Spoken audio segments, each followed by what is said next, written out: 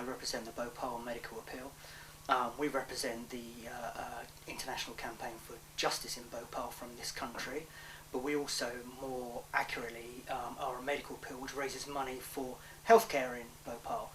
There are still people suffering the effects of the 1984 disaster, and there's an ongoing contamination case which sees people still being poisoned. We're the only source of free healthcare for all of those people.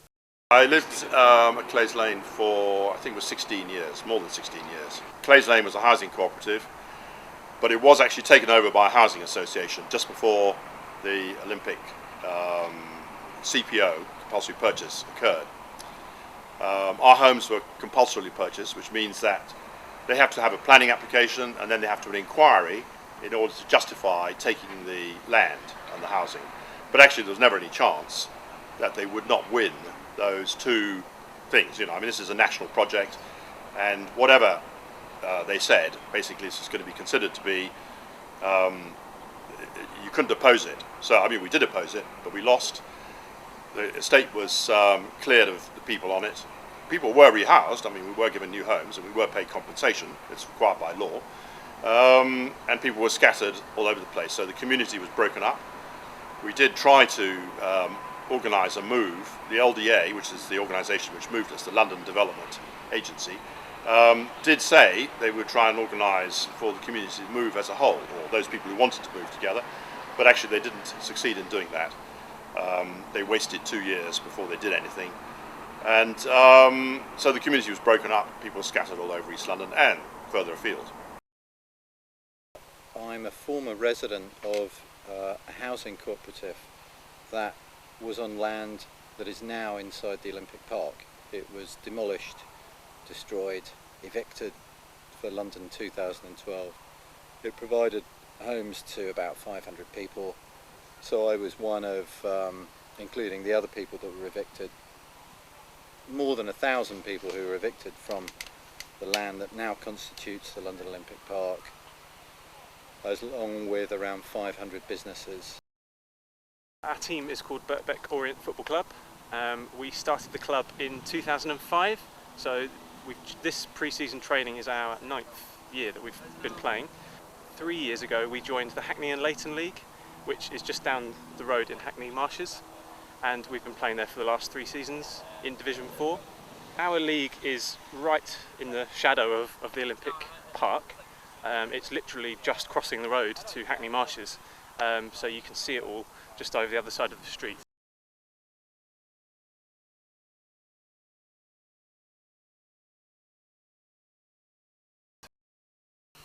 Now, in 2010, we discovered that Dow had taken a 10-year sponsorship deal as a top-line sponsor with the International Olympic Committee.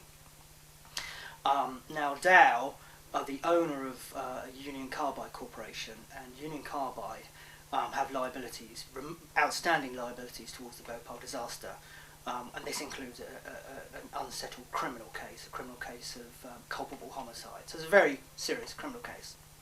August 2011, there was an announcement from LOCOG that Dow had been given a special deal to provide a sponsored wrap for the stadium. That Dow were going to provide that. It meant that all of a sudden we had an issue that was, in our own backyard, if you like. We had a number of emails in very quick succession from our supporters asking what we were going to do about that. They thought it was outrageous that Dow should be sponsoring the London Olympics, and we decided to act.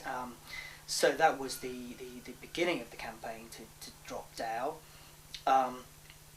It ran for a little over a year, ran till the end of the Paralympics, of course, because Dow equally are a sponsor of the Paralympics. Somewhat bizarrely, Dow are a sponsor of the British Paralympic team.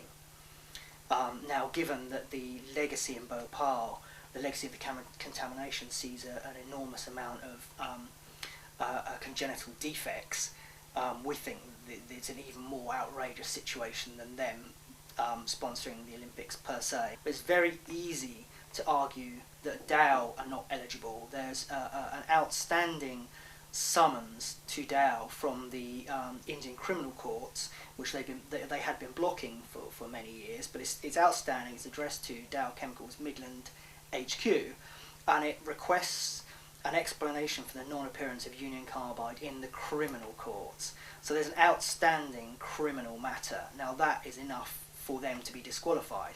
The fact that the criminal matter pertains to the worst ever industrial disaster only compounds the issue.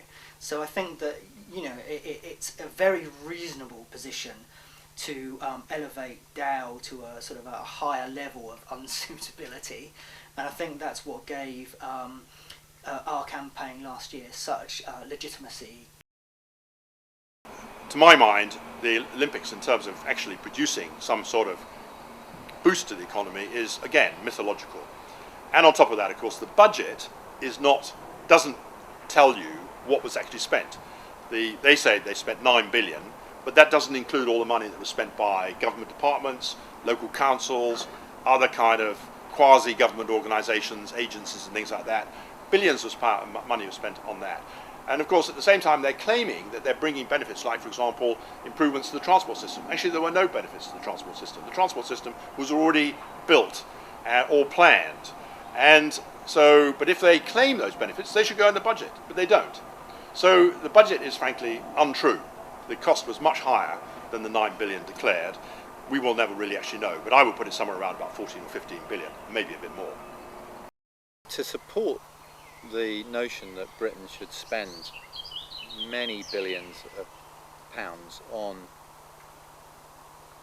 a 24-day sporting event, they promised absolutely everything, including that participation in sport would increase in Britain and that it would benefit local businesses. The impact on our league was that, first of all, there were much fewer pitches available. So I think a combination of the Olympics and a Hackney Weekender festival that happened last summer, which was authorised by the council on Hackney Marshes, deteriorated about half of the pitches that were available to the league, and that caused all sorts of problems and headaches for the league committee this year, trying to squeeze in all the football matches which would normally take place over twice as many pitches. So there was a lot of stress, a lot of difficulty for the local people who play football in terms of trying to organise their normal season. So probably the loss of the pitches is one of the biggest issues that we had, and it also caused our season to be delayed by about 2 to 3 weeks as well.